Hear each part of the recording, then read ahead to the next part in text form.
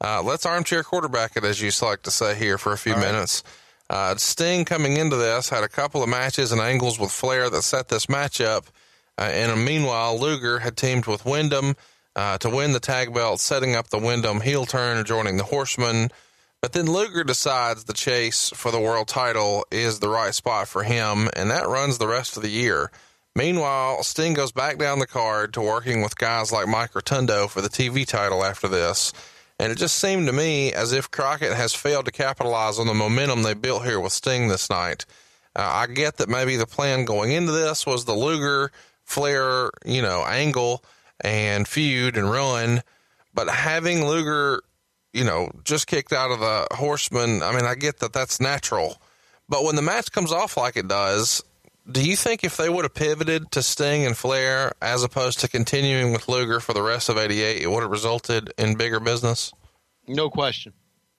And, of course, we are second-guessing a booker who put his life into this business and was one of the most creative men I've ever worked with, and who's passed away.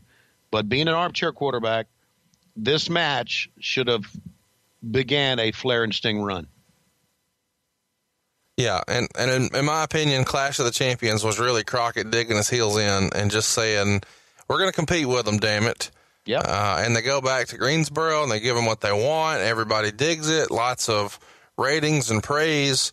But then they go back to Luger, and they don't make Sting the guy. And it wound up not having the long-term effect that maybe people would have liked, because ultimately Turner buys the organization in November. So maybe this whole Sting not getting the feud right then wasn't the key factor in the demise, but this could have been maybe the last chance to kind of right the ship, so to speak. Any final thoughts about the very first Clash of the Champions here, Tony? I think the Clash of the Champions changed our business. I think the Clash of the Champions started the ball rolling, although very slowly at that time, for it becoming out of being a business where the house shows ruled into a business where the television shows ruled. And I agree that is probably one of the moments where Turner Broadcasting realized that this is something that we could own and be a part of our business. And of course, once it was, and this is talk for another time, once it was sold to Turner, it went to complete shit until Eric Bischoff arrived. And then thanks to the brains of Turner, it went to shit after that.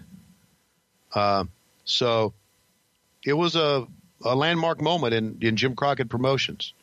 And I wish that it would have springboarded us to keep Jim Crockett Promotions. But I think the buying of the UWF office and all the money that was sunk into that company, or that part of it, Jimmy moving to Dallas, Dusty moving to Dallas, they had a vision, but they just could not compete with Vince.